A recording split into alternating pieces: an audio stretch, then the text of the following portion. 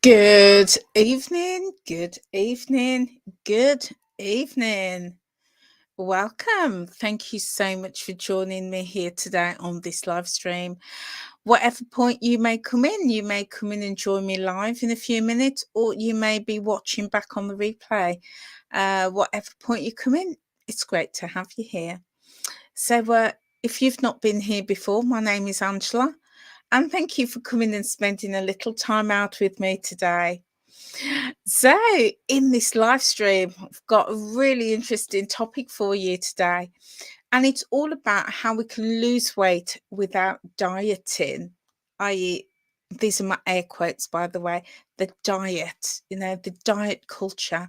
So, we're going to be talking about that today, and I'm going to give you some of my top tips on how I have made significant strides in my own weight loss journey since I distanced myself from the weight loss industry, from I've stopped tracking and I've stopped applying all those rules that the weight loss industry, imposes on us, telling us that's the only way to lose weight. No, I'm going to show you what I do. So that's what we're going to cover today. So I've got quite a few tips for you today. So I can see I've got a few people in with me. Good evening. Welcome, Vic. Lovely to have you with me today. And welcome, Rachel. Great to have you with me. So guys, if this is the first time that you've joined me here on my channel, Time Out with Angela, it's wonderful to have you. It really is. Feel free to be part of our family and hit that subscribe button and click that notification bell.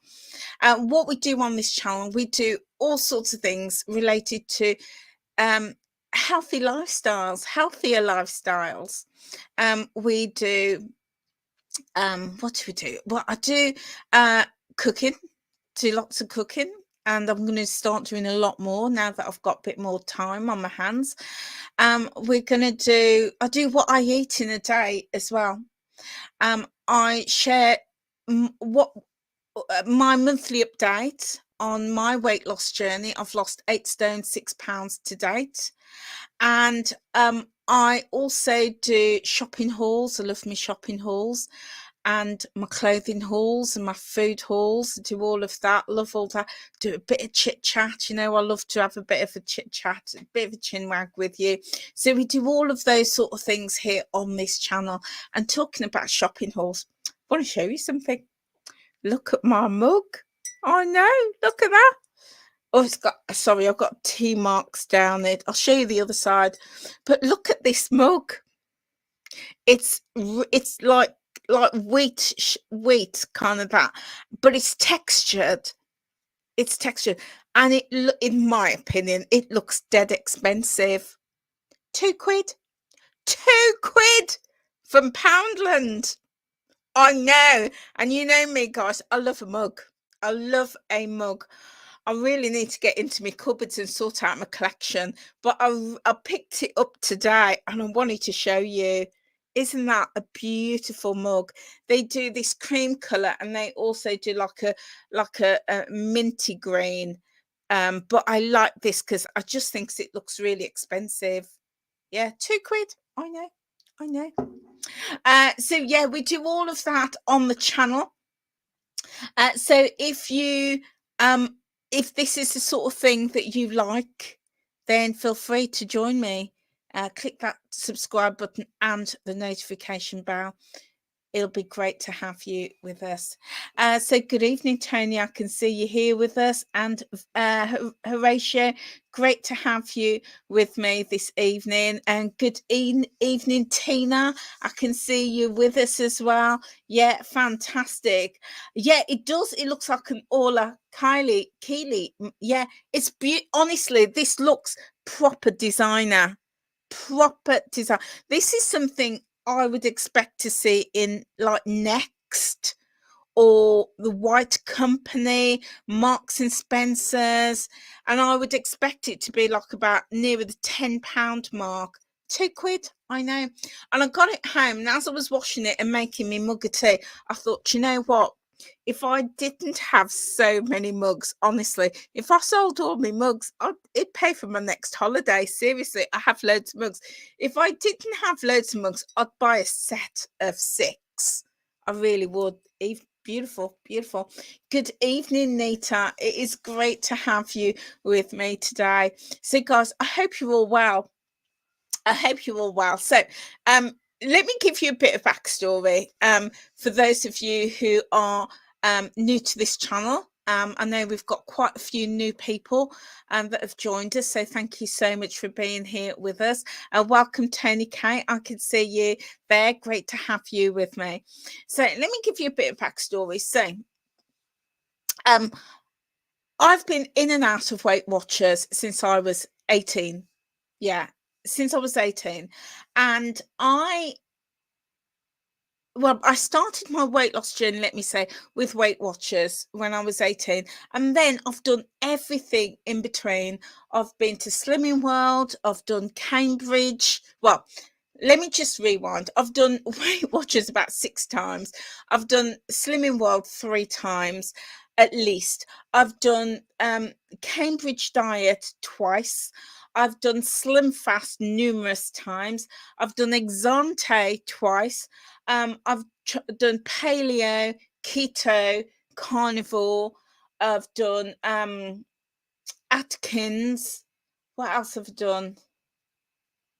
Yeah, the cabbage soup diet, the egg diet, the starvation diet. I've done them all.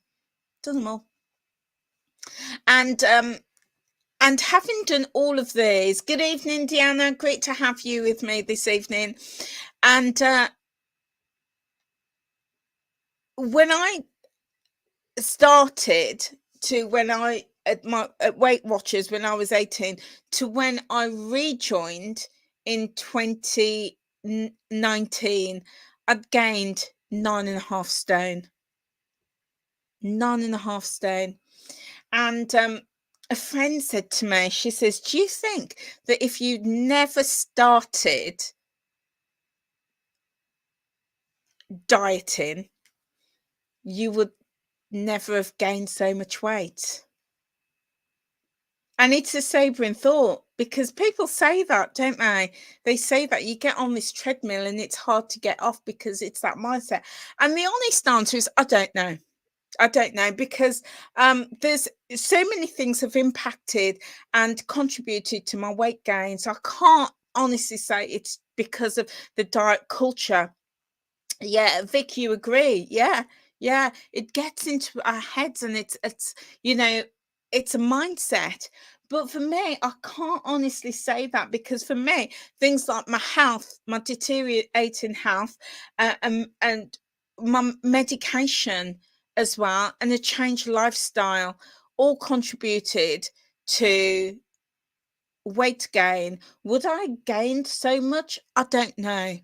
I don't know, but it's a sobering thought. So I was in and out of the weight loss industry for a very long time.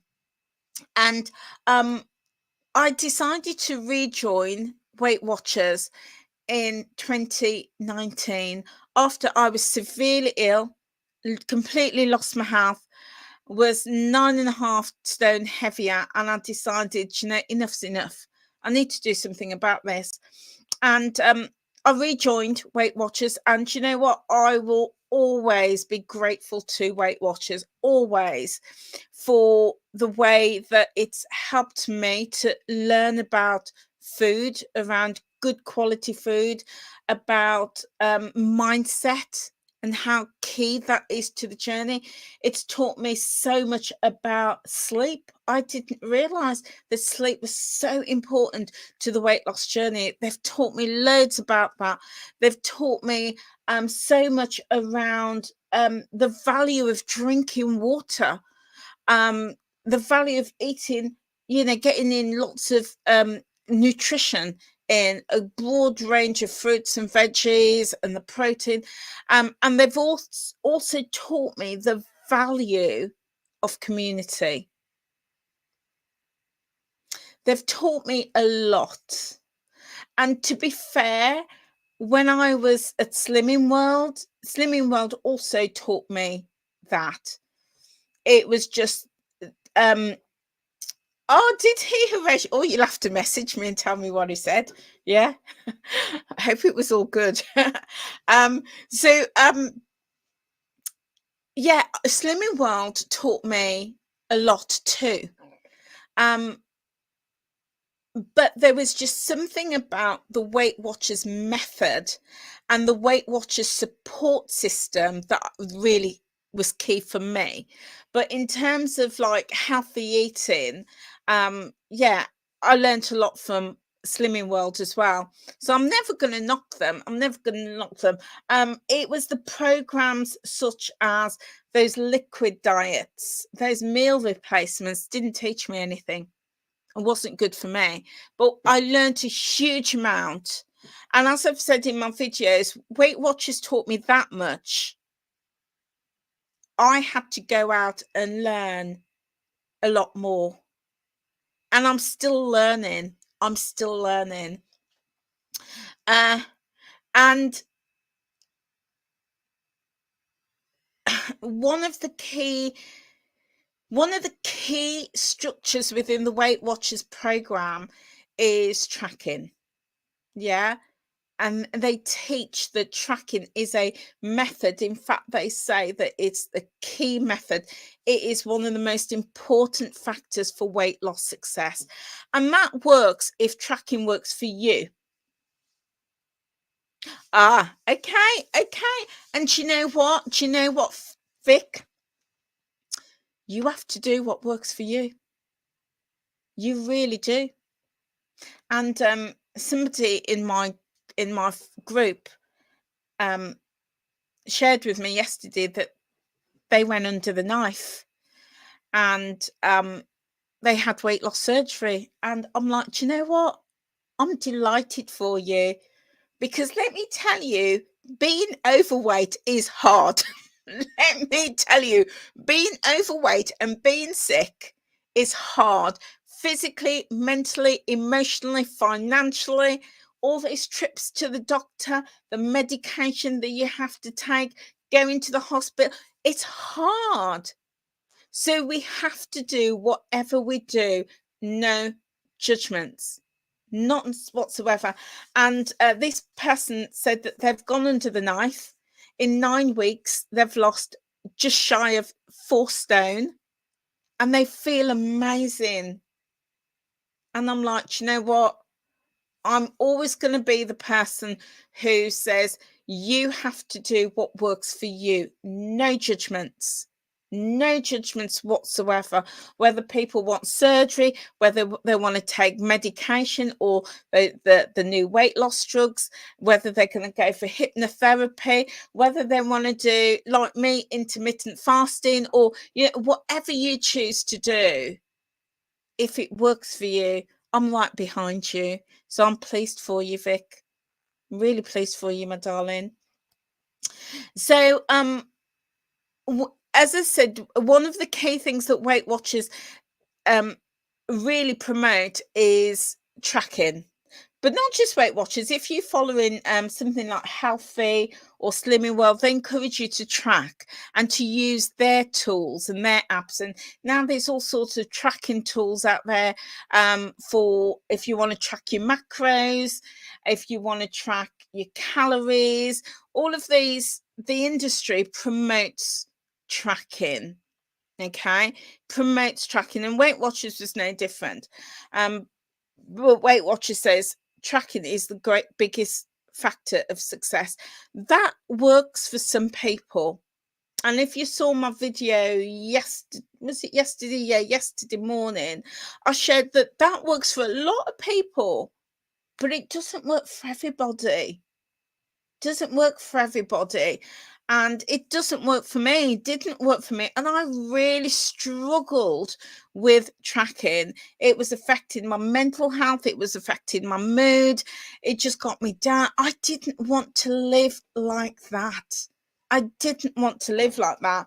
But being in a community where tracking is the done thing, it is promoted. It is like, you're only going to see success if you track. If you've not lost weight, it's because you haven't tracked. If you haven't lost as much weight as you'd like, it's because you haven't tracked. Yeah, tracking is central to that. And if that works for you, brilliant. Go for it. Yeah, go for it. I'm not here to tell you what to do. I've never been like that. What I do is I share what works for me. And if that resonates with you, brilliant. So for the past 7 months, since September, I decided, and I started it as an experiment. I thought, "Do you know what? I absolutely hate tracking. I hate it with a passion. Yeah, it affects me negatively, and it's not the way I want to live my life." So, oh, and Deanna, you're not a tracker either. Yeah, you're not a tracker. And you know what? Let me tell you, loads of people are not trackers at Weight Watchers. Loads.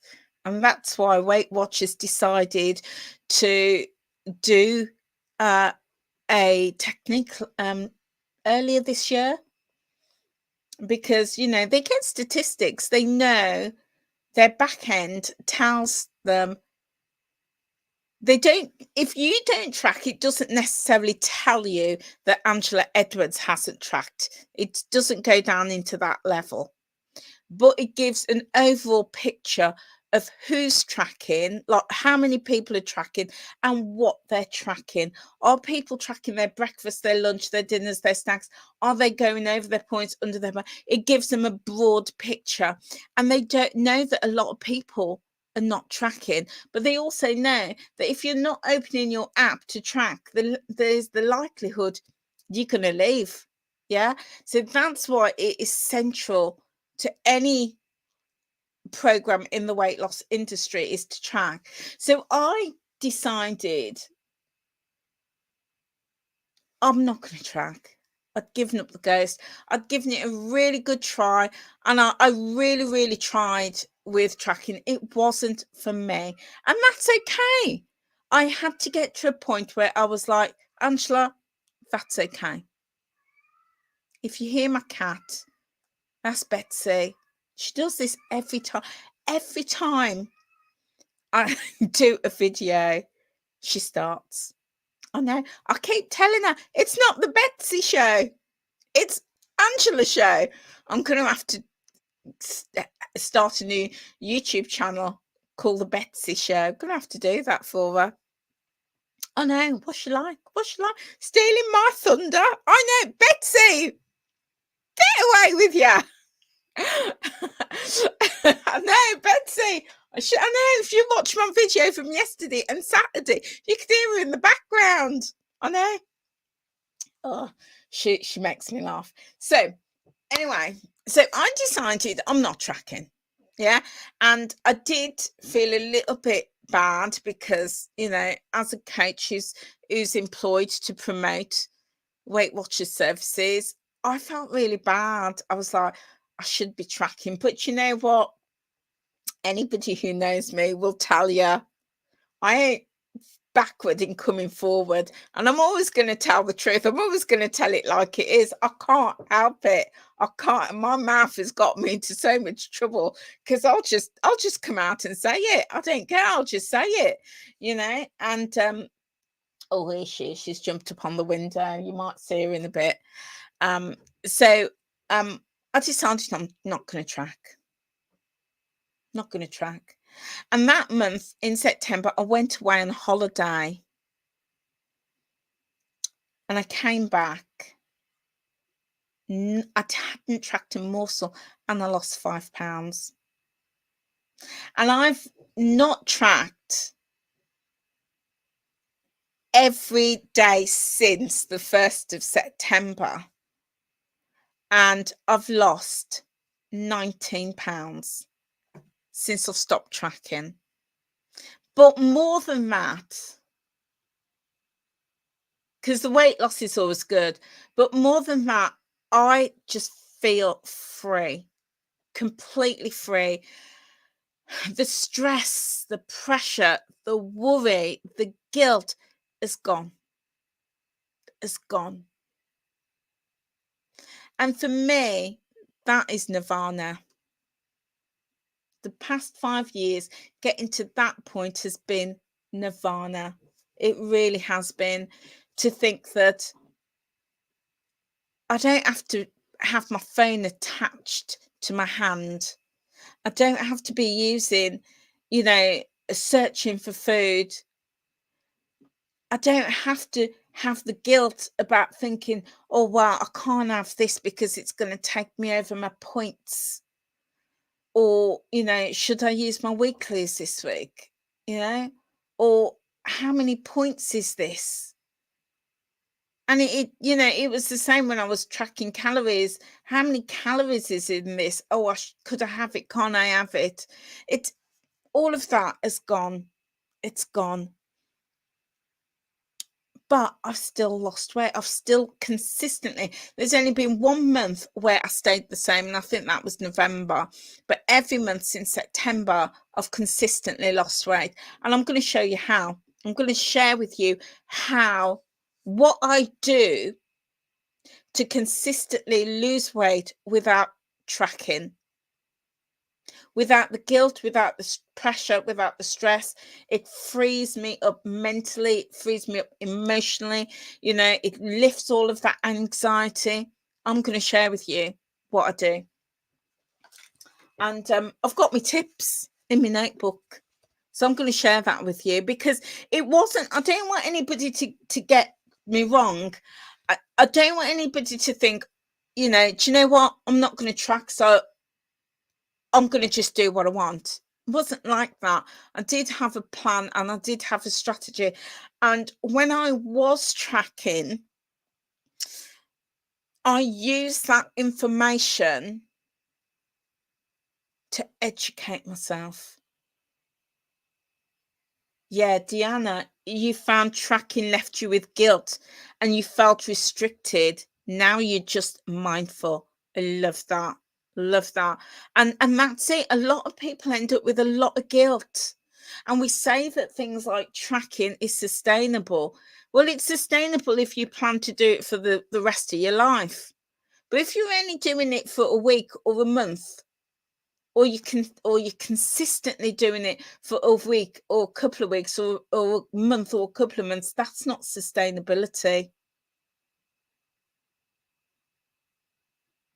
And we've got to get to a point where we've got to stop fooling ourselves, and we've got to stop telling ourselves that old rhetoric that goes around and around and around and around and around and around in the weight loss industry, where we hear it and we automatically believe it. Tracking, whether it be Slimming World, Weight Watchers, MyFitnessPal, iTrackBites, Healthy, whatever it is, it's only sustainable if you're going to do it for the next 10, 15 or 20 years and you're consistently doing that. If you're tracking and after a month it falls off the table, it's not sustainable. And the minute you hear yourself say, I'm going to get back on track, that in itself tells you it's not sustainable. The minute you say to yourself, I need to stick to this, that's not sustainable. Yeah, we've got to just wake up to the reality of these things, because it goes round and round and round. And the other thing is, yesterday I shared that, you know, a lot of these programs and plans sell it as a lifestyle. They say it's a lifestyle, it's not a diet. Nobody can sell you a lifestyle. Let's make no mistakes. Nobody can sell you a lifestyle. What they sell you is very much a diet. They sell you a diet plan, and then it's up to you to turn it into a lifestyle. Make no mistakes. So again, we need to wake up and stop fooling ourselves with the rhetoric. It's not a diet, it's a lifestyle.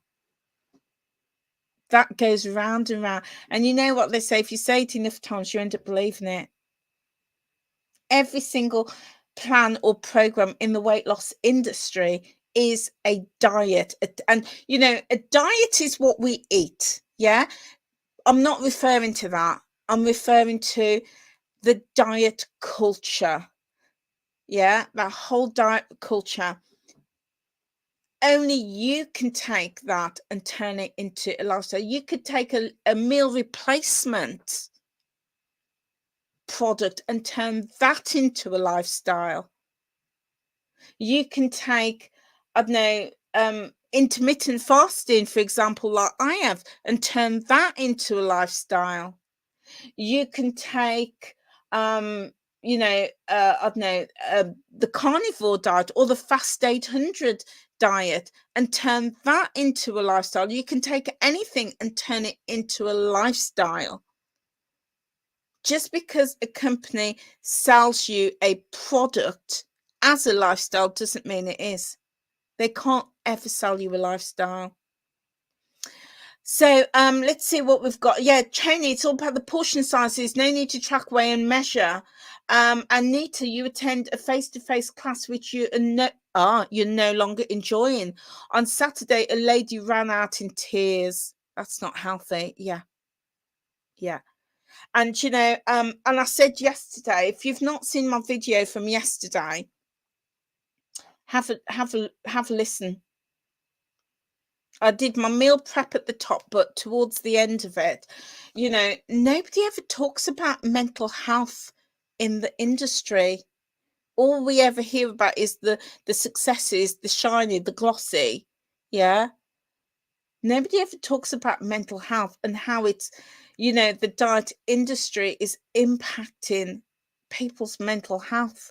I don't know about you, but I know my mental health was really severely affected, having the guilt and the shame. You know, for goodness sake, I'm a grown woman. I'm a grandmother. I live on my own. And I'd still be secret eating. I'd still be eating, you know, the bag of crisps and shoving the packets down the sofa as if somebody's going to see me. Yeah. That's the shame that comes with the diet industry. I wanted to be free from that. Or, you know, I'd be sat here on an evening and I'd be shoveling a load of toffees or sweets in my mouth and trying to eat them quick. And then thinking, oh, you know, feeling really bad afterwards.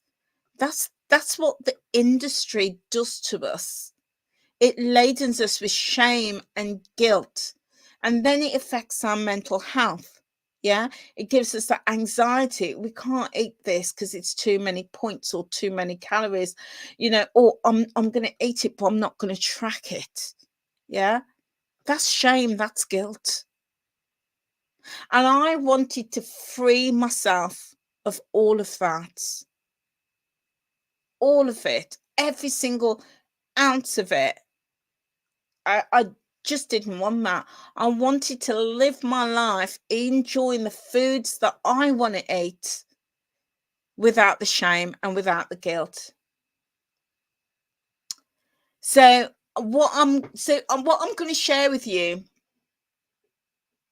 So let's see what we've got. So Tony K, it will be interesting for you to do an experiment and not track your food for 2 months. You've consistently tracked for 424 days currently. Well, do you know what, my lovely? Well done for doing that. Well done. But do you know what? I always say, if tracking works for you, carry on. Carry on. You know, just because I do something doesn't mean that you have to do it. Do you know, just because we hear that somebody else is doing something doesn't mean that it's going to work for us. If tracking consistently works for you and you feel good about that and it's helping you, carry on, my darling. Just carry on with that. And Vic, you're so focused on your weight now that it was making you unhappy. Yeah. I hear you. I hear you. And, you know, I saw, and we saw as a community, we saw the impact that was having on you. Not every week, but some weeks we saw that impact, and I just really wanted to reach out and say to you, do you know what? Just ditch the tracking and do learn some of the tips that I'm going to share with you. But obviously, I couldn't do that. I couldn't do that. But I saw how it was really affecting you.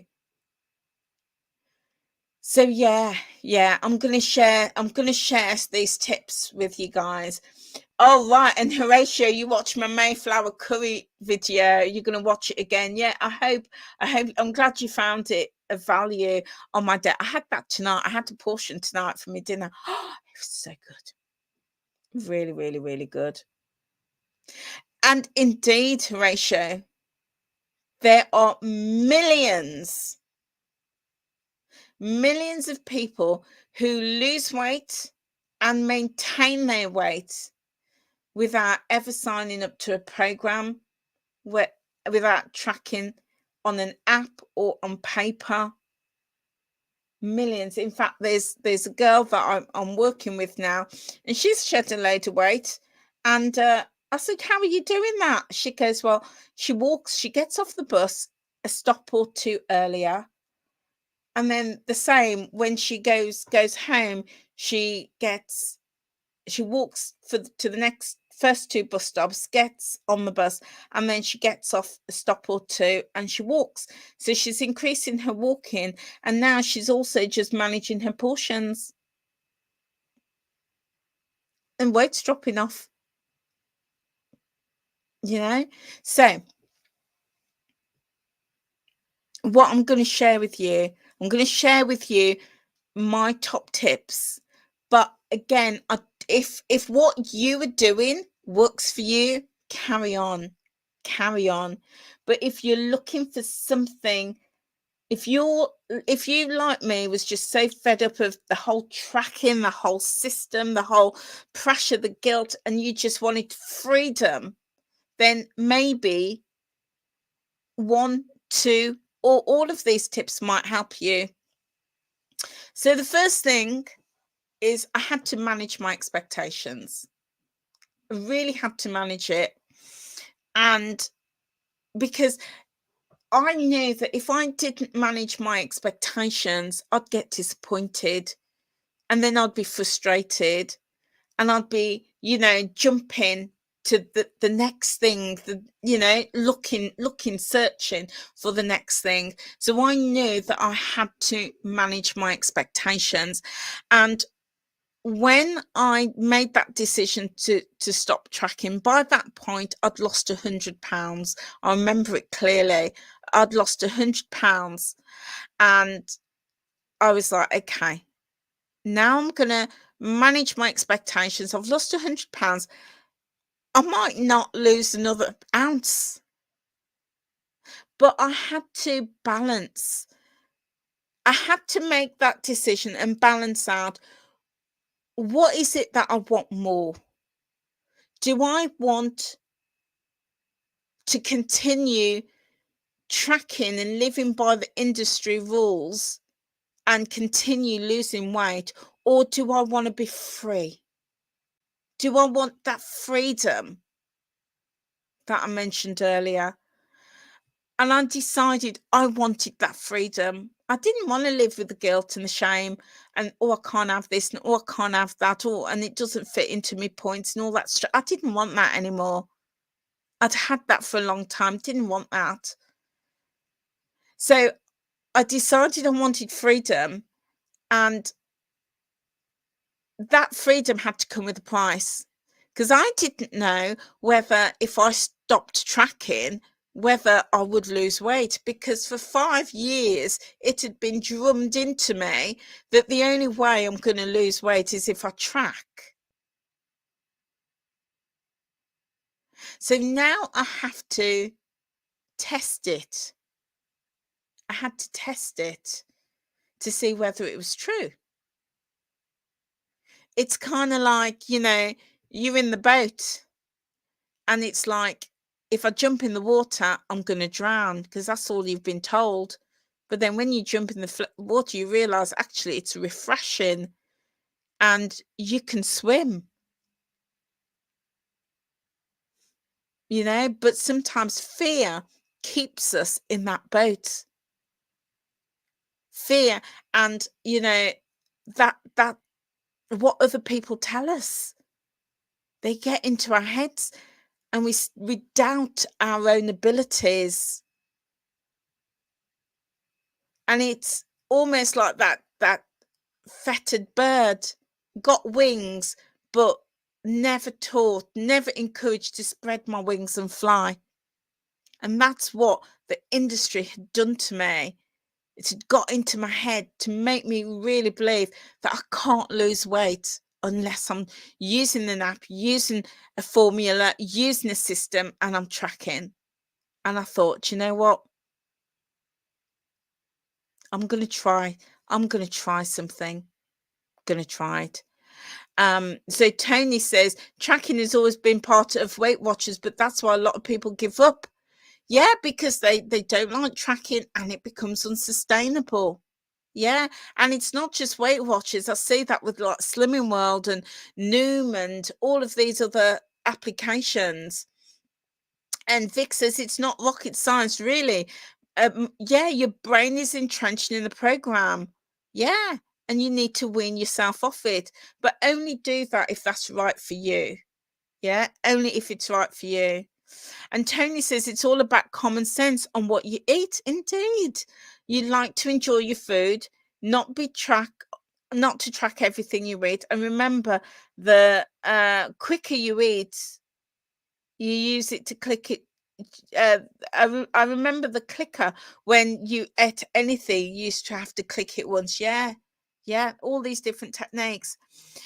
So I had to manage my expectations, and I had to acknowledge that if I want freedom, it's going to come at a price, and that freedom might mean that I don't lose another ounce. But would I be happy with that? And I was like, do you know what? There's only one way to know. There's only one way to know. And I thought, I'm going to give this a go. And that's what led me to say, okay, I'm going to just give up tracking, knowing that I had to manage my expectations. And then I was like, okay, well, I've got to do something because I want to continue losing weight. And if I can lose even half a pound a month, I'm going to be so happy with that. Yeah, going to be happy with that, because I felt that for the past 5 years, I'd learned a lot. I've learned a lot about me and about food and what causes weight loss, what brings about weight loss, which is something the industry doesn't teach you. They teach you to use their app, use their program, use their plan, because that's going to bring you weight loss. What they don't teach you is, all of that aside, what brings you weight loss. Don't teach you that. There's a reason they don't teach you that. That's because they want you to be invested in their product. And again, I gave an example.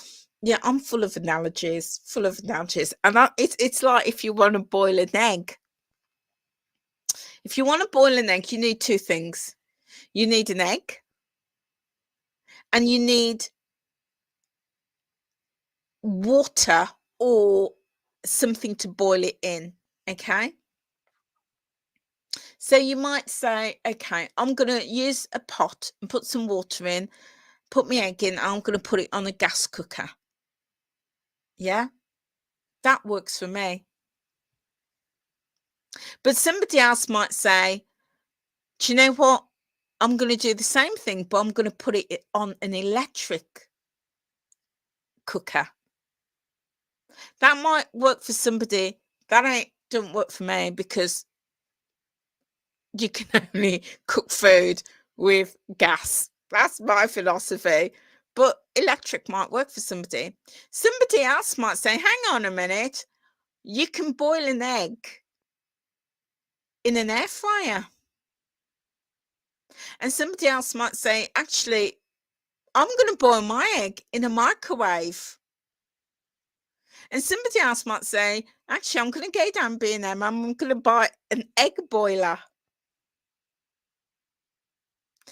Different ways. Different ways that suit different people. But at the end of the day, you're all still boiling an egg. But the industry says, if you're going to lose weight, you've got to do it my way. It's a pot with water on a gas cooker. It's the only way you're going to do it. But what they don't do, so they teach you how to cook that egg on a gas cooker. What they don't do is to tell you and teach you all the other ways that you can boil that egg. And it's the same with weight loss. What I've learned is how to lose weight with Weight Watchers. What they didn't teach me is just how weight loss happens. I had to go out and educate myself on that. And that's why I said earlier, you know, Weight Watchers has taught me that much. I've had to go out and learn that much. Yeah. And welcome, Susie. Great to have you with us today. So you're a personal trainer, no products or brands, just pure knowledge. Yeah, love that. You left WW permanently since 2 months back. Yeah. And yeah. Oh, well, it's great to have you here in my YouTube group. Thank you, my lovely. So first thing was I had to manage my expectations. Yeah. First thing, really importantly, and I had to undo that learning. And I'm still unlearning. I'm still unlearning. It's a process. It doesn't happen overnight. But in the meantime, I had to manage my expectations. The second thing I had to do was look at the bigger picture. And I had to think, what do I want on this journey?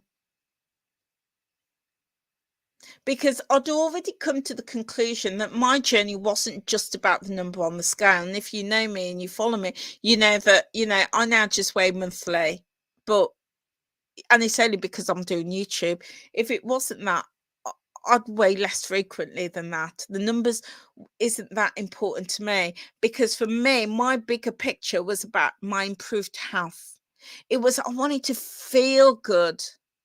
Wanting to feel I wanted to feel better than good. I want to feel amazing. I want really good relationships with people around me, my family, my friends, my grandchildren. Yeah, I want those relationships, and I can only work on improving those relationships if I feel good. And I remember the days when I was so heavy and I felt really bad about myself. I wouldn't go out, and we'd have family do's and family events, and I wouldn't go because I didn't feel good about myself. And I was like, no, I want to feel amazing, and I want to build those relationships. You know, I wanted to sit in an airplane seat without having, one, to be wedged in, and two, to have a seatbelt extension. And it's funny now because I sit in my chair. I'm in my chair in my office, and when I'm at work, I can sit in my chair, and actually, there's loads of room either side of me, and I'm like, "Gosh, is this really me?" I'm loving it. That's how I want to feel. You know, I've been able to cross my legs. I'm sat with my legs crossed, permanently sat with my legs crossed. I never thought I could cross my legs for years. Never thought I could sit with my legs crossed. And I always said, oh, it's because I've got dodgy hips, which I have. I do have dodgy hips. But that was always my excuse. Never ever accepting I couldn't cross my legs because my legs were too fat. And now I'm always crossing my legs. And I love that feeling. You know, I want to be able to go on a hike, something I want to plan to do. And eventually I want to run a marathon. And I want to live till I'm 200. I want to be able to get up off the floor. The other day, I was in the garden with my grandson, my 7-year-old, and we were playing football. And I was really stiff because, it was damp and my hips are quite sore, my joints are quite sore. But it was wonderful that, I was running around with him and his little face to see that his nanny was running around playing football with him in the garden. And of course, I let him win. Of course, he'd dispute that. He'd say he'd won by a country mile. But we just had so much fun. Oh, Vic, you just had to check if you can cross your legs. I hope you can. I hope you can. Oh, Horatio, you've no desire to go on a hike. Oh, that's a shame. That's a shame. Well, there's a lovely woman that I've worked with, and she's planning on uh, climbing one of her local mountains in Wales, and in the summer, and I'm planning on getting in touch with her. So if you're watching, you know who you are, because I'd love to come out to where you are and hike with you. Yeah, I'd love to do that. We'll have to get a group together and go to Wales and do this hike, you know. So and yeah, so I had to manage the expectation and I had to identify the bigger picture. Yeah, I had to look at that bigger picture. And for me, because I had done away with that daily and that weekly weigh-in, it allowed me room. It allowed me room to really focus in on that bigger picture without getting caught up on the number on those scales. Okay, so those were two absolutely key things for me to be able to say, right, I'm not tracking anymore. I had to get that framework absolutely right. And then I started to look at my lifestyle. And I started to think, okay, where can I make micro swaps, really tiny swaps? So, as you know, I don't weigh my food, don't weigh my portions, not unless I'm cooking in a recipe. Because again, I never did that before I joined Weight Watchers and Slimming World. That is something that the industry was putting in my head. And then I used to be like, okay, I'm going to weigh out 60 grams of potatoes, which is like, I don't know, 6 points. And then I realized that if I could go to 69 grams, that was still only 6 points. But if I go to 70 grams, that was now 7 points. And I was like, why am I doing that? What is the baseline point for me? I was playing games. I was playing games with myself, a bit like Russian roulette. And I thought, you know what? That's a mindset thing. So I wanted to make those swaps. I wanted to make those tiny changes. So instead of weighing and playing Russian roulette with that, I thought, right, okay, I'm going to look at the portion. I'm going to make sure it's a portion, one that I want, and one that's a sensible portion. Yeah. So with my potatoes, instead of having like 4 or 5 that I used to, I'd just say, do you know, I'm going to have 2, just 2. So, and when I started applying that mentality, because you know what, I love my food. Love my food. Yeah, you've been there, done that, Nija. I know a lot of people do that, and no judgments. If that works for you, that works for you. No judgments. It just didn't work for me. And I had to question myself on why I was doing that, despite being told it's okay to do it. It's okay. It's fine. Everybody does it. I was like, but why? Why am I playing Russian roulette with my health? Because it's exhausting. It's exhausting. And that is what kept tripping me up. Yeah. So I started, as I say, I love my food. And I would go from this huge plate of food. But over time, and it doesn't happen overnight, but over time, instead of going from 4 potatoes to now first 3, then 2. And depending on the size, maybe just 1. I've come from a family that, your plate was 2/3 filled with rice and peas. Yeah. 2/3 filled with rice and peas, and everything else was stacked up. So your plate was like that high by the time you finished. And over time, instead of 2/3 of my plate, just now 1 spoonful, or maybe 2, depending on the occasion. The same when I went for a carvery, used to come back to my table and my plate was like that high. And I'd sit there and I'd eat it until I was literally bursting. And I had to work on my mindset. I'd have to think, why am I doing that? And where does that fit into my bigger picture? How does having that massive plate of food, how's that going to help me to improve my health? How's that going to help me to feel good about myself when I can't, when I literally need to be pushed off and rolled off the chair and rolled out of the restaurant?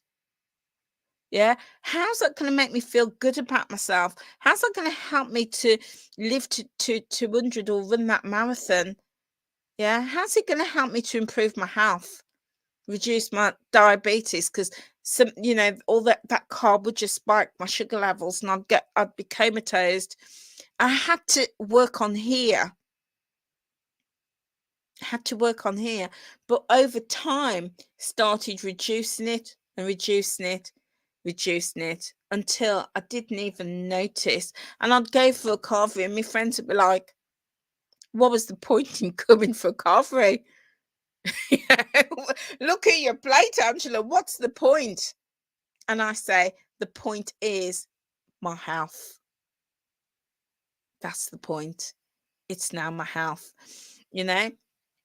So I had to look at my lifestyle. What are those tiny micro changes that I could make? Yeah. So when I was having a cup of tea, well, I don't have milk or sugar. I haven't had that for like over nearly 40 years. I haven't had milk or sugar. But, back in the day when I used to have the biscuit, you used to think, okay, go from half packet, go to, reduce it, 1, 2. Now I don't even have biscuits. Don't even have them, you know? Um, and it's just those tiny micro changes, looking at my lifestyle. And I've shared with you the other week that, now that I'm out at work in an office, it's my goal to go walking around the high street at least 3 times a week. And I did it today. It was freezing cold, but I did it. I was like, I'm only going to do it for 10 minutes, but I'm going to do it. Yeah, just fitting things in, just tiny, tiny, tiny little changes. How can you fit those in? Because those tiny changes all add up. And it's that belief. It's the belief that those tiny changes are going to add up. And again, it's up here. It's up here. So, I'd be like, what are the tiny changes? Can I move a little bit more? Can I, after I've had that plate of food, can I leave a little bit on my plate? Can I undo that mindset or work on undoing that mindset that I have to clear my plate? Can I leave something? Not the good bits like the meat. But, can I leave a bit of carbs? Can I leave a bit of potato? Yeah? Can I leave a little bit? Can I leave 2 or 3 mouthfuls on the plate? And then work back towards that. And if you're starting off with a smaller portion, and then you're planning on leaving a couple of mouthfuls, you're just focusing and eating what's on that main bit, the bit in the middle. All of these tiny, tiny, tiny little changes, but over time they add up to big, big steps. Yeah, indeed, Tony. Sometimes our eyes are bigger than our belly. I know mine is. Yeah. Oh, mine was. It's changing. It's changing. Today I made oh, I do want to tell you. So yesterday I showed you me overnight oats that I made, and I took one of them in, and I didn't have it for breakfast. I ended up having it as an afternoon snack. And as I went to eat it, I realised, when I do it, I normally put 2 layers of the yogurt and whatever. I'd only put one layer, and I ate it so slowly and steadily. It was absolutely delicious. I really, really enjoyed it, with the cherries on the top. And I was like, "Do you know what? Yeah." Normally, I would have had 2 layers, and that would have been a little bit too much. I would have had to leave some, but just 1 layer. So that taught me the next time I do my overnight oats, I'm just gonna do 1 layer and put fruit with it. That's enough. Just eat it really steadily. And my friend at work was like, "Oh my God, that looks so nice." She said, "You have the best food, you do." And I just told her how I did it. It's so simple, you know? And then if you saw me with me pesto pasta, the amount that I cooked was enough for three meals. So I had one last night, which was delicious. I did cook some chicken breast, seasoned my chicken breast, cooked it, chopped it, and just stirred it in.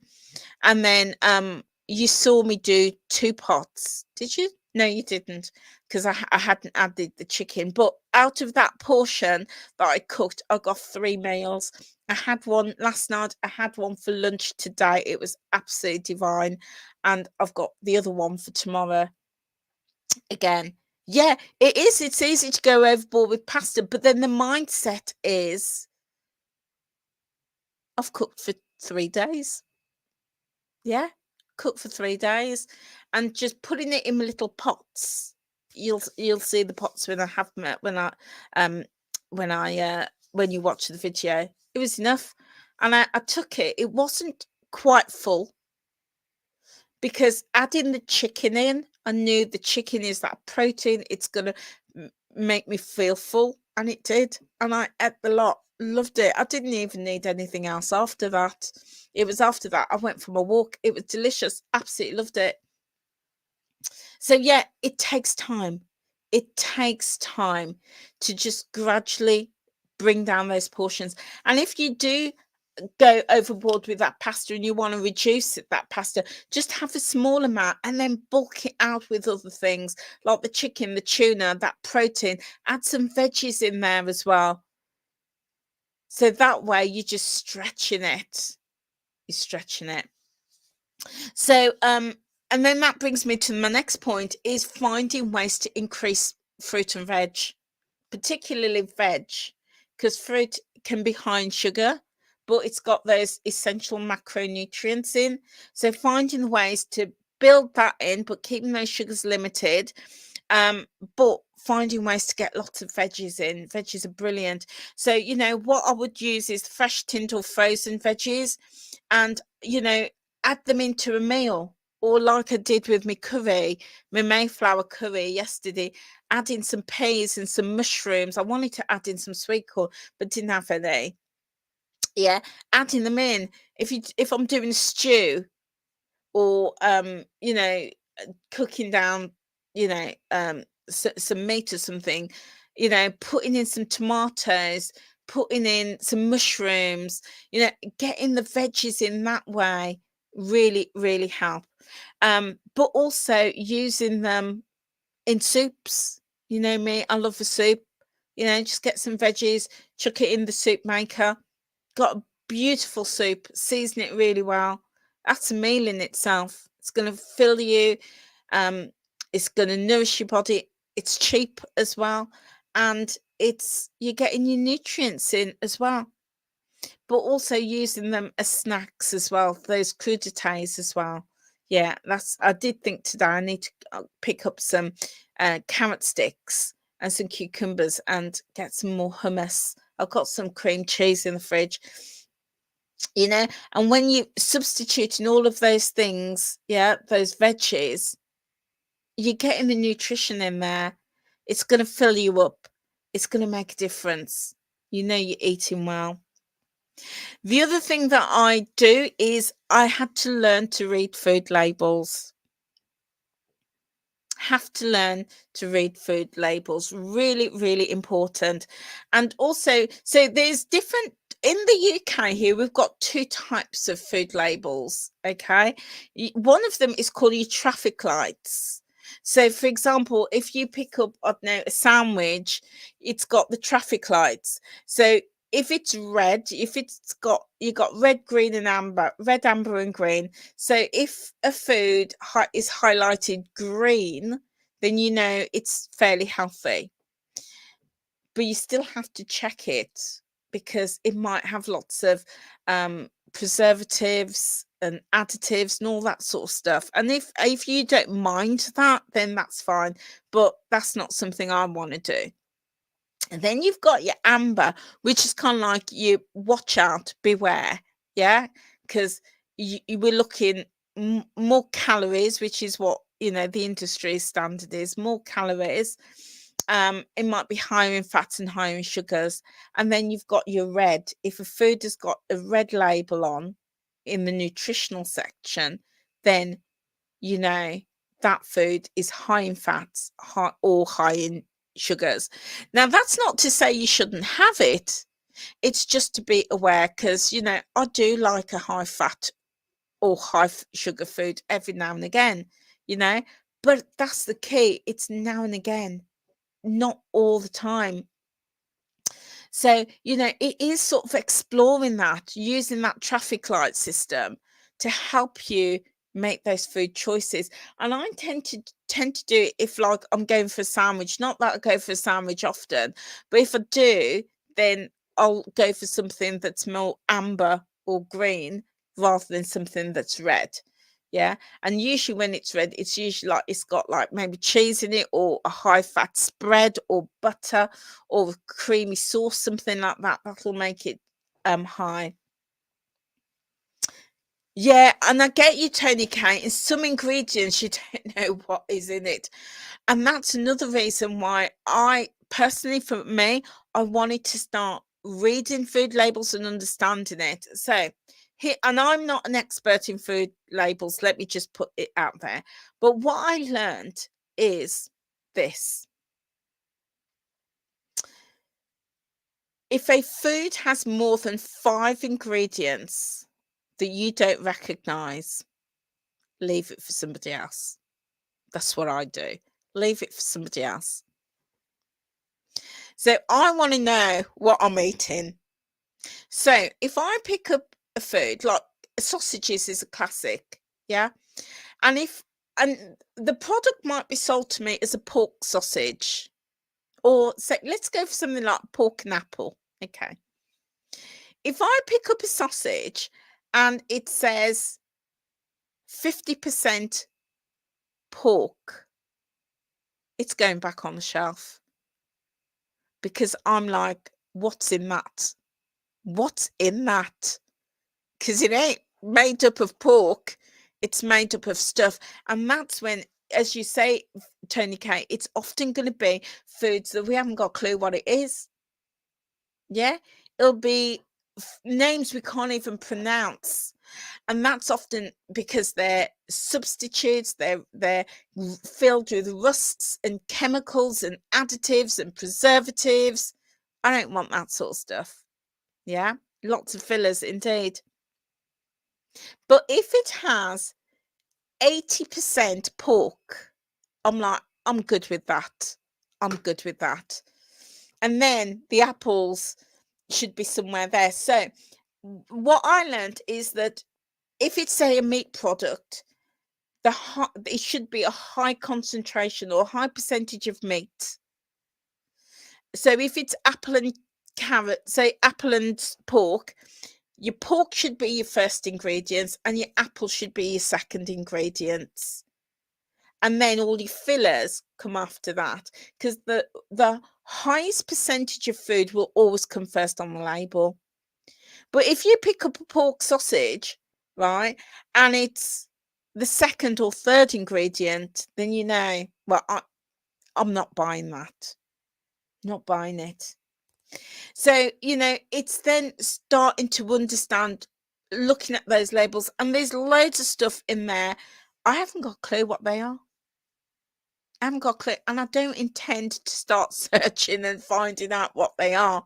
But that's how when I shop, look at the first two ingredients, and it should be a high percentage of whatever it is. So it could be a meat pie. Yeah.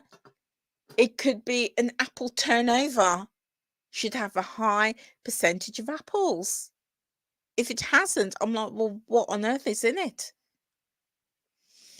So taking the time to learn about food, what's in the food, and those traffic light systems. And the UK government has great information on their websites about the different types of food labeling.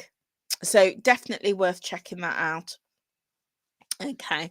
And then within that, I made that conscious decision to start reducing foods that are high in fat and high in sugars. Okay. And I say reduce, I wasn't going to cut it out. Yeah, I wasn't going to go, I'm going to go cold turkey. I'm never going to have that. For me, that wasn't sustainable. Yeah, wasn't sustainable.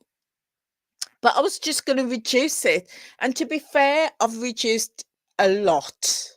I was telling you, around Valentine's Day, my friend bought me loads of chocolate. Most of them still in the fridge. Still in the fridge. Haven't touched them. I did have 6 little chunks of the dairy milk. Was it last night or the night before? But the bulk of it is still in the fridge. Haven't touched it. But it's there if I want it. Yeah. And it's just learning to be in control of those things rather than those things um controlling us. Welcome, Sherry. Thanks for joining us today, my lovely. So yeah, reducing that, because for me to say I'm never going to have crisps or chocolates or cakes or toffee just isn't sustainable. Just not going to happen. But to say I'm going to reduce it and I'm going to be in control of this, and if I want it, I'm going to have it. No guilt. I'm not tracking anything.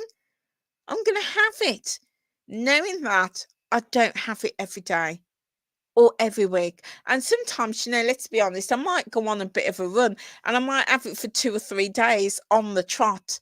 But I know that next week I'm not going to want it. I've had my fill. Yeah. And the same with like sugary drinks as well. Reduce those to minimum. And all the whole ultra processed foods, that's another conversation in itself. But broadly, really look to reduce those. But then substituting with lots of whole grain foods. And somebody taught me something. She told me years ago. She said, "If it grows, you'll grow." In other words, that's the food that's gonna help me. So I now go for more of those whole foods. That's not to say I never have processed foods. That would be a lie. I do, but I can honestly say when I look back to the start of my weight loss journey to now, it's like 90% different, completely different, completely. Still have a few of those things, but it's just completely different. So I'm reducing those um sugars and those fats. I'm reading the labels, bulking up, having those fruits and veggies in different guises, going for the whole grain. But one of the most important things that has really helped me to give up the tracking was cooking. Going back to basics. Going back to that whole basic thing I remember when I was growing up back in the 70s, we didn't have the takeaways. You couldn't just get on the phone and ring for a takeaway and it turns up at your house in half an hour. No, you'd have to literally go down the road, and our nearest phone box was about 15 minutes walk, 10-15 minutes walk. You'd have to walk down the phone box, right? Stand in one of those, those smelly phone box, which is cold and dank and horrible. And do you remember those big old phone books? You'd have to flick through one of them. Yeah. You'd have to walk to the phone box, but then you'd get unstuck because there was no such thing as takeaway meals. There's no such thing. Let alone a bloke turning up on his, or a woman turning up on my bike with your food in a food bag. There's none of that. None of that. So my mother used to cook. My mother used to cook. And it's interesting because when I look back, none of us had a weight problem back then. Absolutely none of us. But then as our society changed, as our culture changes, the rise of manufacturing and convenience foods arose. Now, I'm not saying that convenience foods is wrong. I'm not saying that at all. If convenience foods work for you, go for it. And it's convenient for a reason. Yeah, because it's convenient in our busy lifestyles. Yeah. If that works for you, go for it. But when I look back, I could see the correlation. And my weight, and do you know what? It's a funny thing, but the weight I am now, I am lighter than when I had my son. Yeah, after pregnancy as well. I'm just a little bit lighter. And after I had my son, that's when my main weight problems really occurred. And it occurred because I was so busy. I was a new mum. I didn't have time to get in the kitchen and cook. What was cooking? What did a cooker look like? You're busy with, and I see the same thing with my daughter-in-law. She is so busy, you just grab food on the go. So I get that. But where you can cook, it's going to support you. Oh, the Walker's French fries. Do you know what? I've gone off the Walker's French fries. I know. But I've gone to Aldi's French fries, crisps. Yeah, I'm liking those. But you know what? To be fair, I've had a bag of crisps, the Aldi crisps, in my desk for it's Monday today. I haven't touched them. And they were in the drawer. I think I put them in at like Tuesday or Wednesday, and I haven't touched them. So I'm doing well. Just got one bag, and it's just sitting there. It's lonely. I haven't touched them. I haven't felt the need for that. But it's there if and when I want them. Yeah. If and when I want it, without the guilt, without the shame. I'll sit and I'll enjoy them as and when I want them, not wanting them at the moment. Sherry, you like the fact that I encourage you by example to use your hand as a guide. Indeed. Weight Watchers used that back in the 90s. And even in the when they did the My Way program, which was the purple, green, and blue plan, in the back, that's what they encouraged. That's what I remember, having to sit in workshops orientating new members and telling them use their hand as a guide. That's what that was only what 3 years ago. Yeah. Use your hand as a guide. Yeah. And then it was like, oh, actually, we want to sell more kitchen scales. Let's ditch that concept. Yeah. If ever anybody gets hold of that My Way booklet, if you've got one lurking around, have a look at the back of it. Tells you size of your hand. Your baked potato should sit comfortably in the size of your hand. Your cheese, like the thickness of your finger. The amount of butter you should have, like, just the fingertip. That's what they promoted.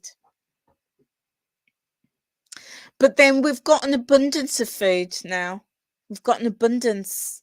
And I was listening to a podcast this morning, and he was saying, when you're trying to lose weight, you know, you don't need to eat small amounts of food. Eat as much as you want. And I looked at that and I thought, there is an argument for that.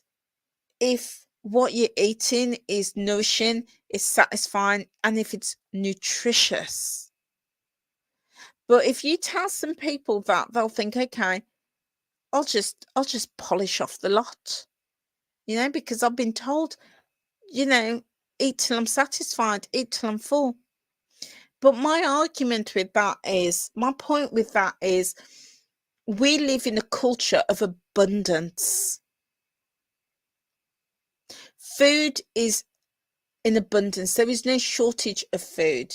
As I say, I could pick up my phone now and order a takeaway. It'll be here in 20 minutes.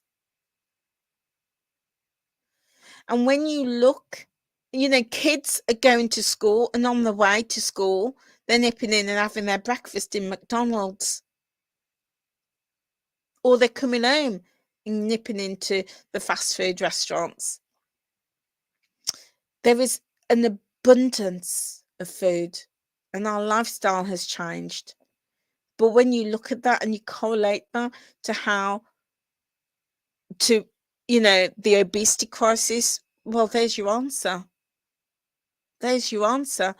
And these companies are telling us, just, forget the small portions, just eat. Eat till you're satisfied. Eat till you're full.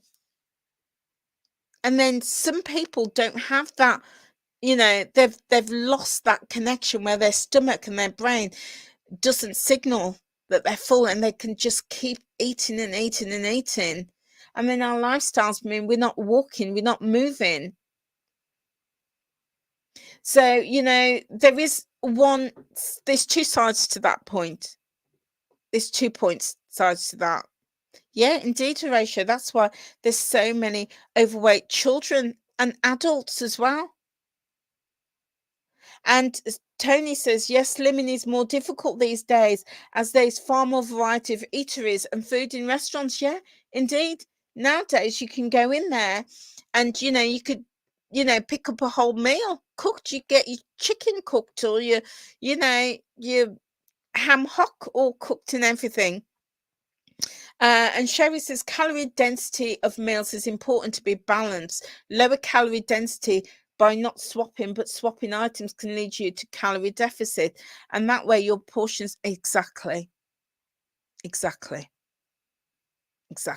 You can have a small meal that is calorie dense. It's like saying, okay, I'm going to have a small portion of fish and chips. Still calorie dense. Or you can have a massive plate of veggies. Yeah, a veggie stir fry. We've got to get the balance. But that's where education comes in. It's where we educate. Yeah. We have to get educated about the food that we're eating. And as I said, there's 2 sides to that argument. There's 2 sides, because some people can say, okay, I'm going to eat that small portion and I'm going to be satisfied with that. And that's me, job done. I've limited my calories. And other people can say, okay, I'm going to have that veggie stir fry, and they eat enough for a family of 6, because they can't switch that off. Neither is good. That's not good either. It is just getting that balance and finding the balance for you, for yourselves. So going back to basics and cooking where you can, in my opinion, is really important. It's made a massive difference for me because, I was in control of what I was cooking, of how I was in control of how I was going to, get the flavor right for me. And flavor for me is so important. If I'm eating something like I did with the Mayflower curry, it was so flavorsome. I didn't need a huge amount. Didn't need a huge amount because I was eating it really slowly and savoring every single mouthful. That's made a massive difference to me. Yeah. Whereas if I can have a big portion and it's got no flavor and I'm chowing it down because I'm looking for that flavor. So for me, it really, really important. But cooking, learning to cook. And if you don't cook, maybe think about getting on some courses, using some YouTube videos, getting your friend or a family member to support you to cook, but also keeping it really simple. But cooking for me has been one of the most important things on my journey. Really, really important. Alongside all that mindful eating really slowly, and again, managing that portion size. When I started putting those things in place, I didn't need to track. Didn't need to track because I knew what I was eating. I was cooking it fresh. I was getting that protein in, getting those veggies in, making those small swaps. That was making such a difference for me. Yeah. But the other thing was planning, so important because we've all been there. If you've not planned your meals, you think, oh, what shall I eat? And then we end up eating, things that are not going to serve us, that doesn't fit into that bigger picture, the things that don't improve our health, the things that, don't leave us feeling good about ourselves. Yeah. So planning can take place in whatever format, whatever fashion works for you. You could be using an app, a planning app. You could be writing it down in your book. You could be popping it up on the fridge or the freezer. Or in my case, I batch cook. I've got loads of stuff in the freezer, and I just think, oh right, what am I going to have tonight? Pull it out, let it defrost. That's my planning. But however you plan, really, really important because you've always got something to go to. And Sherry says, charity shops, they sell cheap cookery books. Yeah, indeed. I've picked up loads cookery books from charity shops. There's some cracking ones. And then, if you do like that digital version, there's like websites such as the Good Food, BBC Good Food. Love that website. Absolutely cracking websites and great recipes on there. And there's always loads and loads of blogs with recipes in. So Horatio says, in order for you to be satisfied with a smaller meal, your stomach capacity has to shrink, allowing you to fall full with less food and calories. Yes, indeed. But that takes time. Takes time. And I keep saying, guys, you can't go from a big meal one day and then going down to the size of your hand the next. Doesn't work like that. It takes time. And that again comes into managing those expectations. And I had to do that. I had to manage my expectations if I wasn't going to track. I was like, right, okay, let me just have one potato less, a spoonful of rice less, a chunk of meat less, just little by little by little until over months started to have and you know what, it's funny because my mother did that years ago before she passed away. She did that, and whenever we'd have family gatherings, she'd go, I only want a small amount, I can't eat much. And I used to look at her, and every time we went out and we ate, her portions were getting smaller and smaller and smaller. And my mother was the slowest eater. Think I'm slow? My mother was so slow. But yeah, that was, and again, my mother had loads of children. I'm one of 10, and you know, you carry some weight after you've had 10 children. I carry weight after one, you know, but over time, and my mother never dieted, never. But over time, her portions got smaller and smaller and smaller. And as it did, she got smaller and smaller and smaller. Yeah, you know. So, yeah, again, managing those expectations. So managing the portion sizes, planning your meals, really important. Oh, and Tony, you have a glass of water with every meal. Yeah, yeah. And that's interesting because you say it fills you up. Do you know what I'd say? Do some research on that. Do some research to see whether it does, whether it actually fills you. Because, some people say that when they drink the water, especially after you've eaten, what it does, it pushes the food through your stomach even quicker. So if it pushes the food through your stomach quicker, it doesn't stay in your stomach for long. It's gone through the small intestine. And then your body doesn't have time to absorb that food. So you can end up feeling hungry afterwards. I learnt that because I've mentioned before that I've got family members and friends who's had weight loss surgery. And they were, and I support them, even though they've had weight loss surgery, because for a couple of them it worked brilliantly, but for some of them it didn't work and they've regained their weight. And as I've been supporting them, I'm like having a good read of all their information that they get from the weight loss surgery team. And that was one of the things. And I was like, really? Yeah. They say that when you eat, if you're going to have water, they say have it 20 to 30 minutes before you eat. Okay? Before you eat. And then when you eat, don't drink for 20 to 30 minutes after.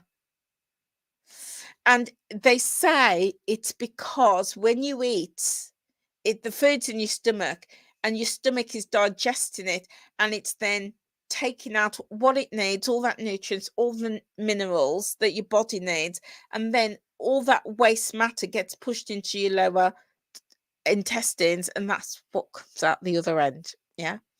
But what if you drink water? If you're drinking water, then you eat, and then you have water after, or if you're having water or a drink, any drink, within 20 minutes of eating, and this has come from the medics, let me say, this has come from the bariatric team. They say that your body doesn't have time to absorb all the nutrients. It gets flushed through, and then you end up feeling hungry.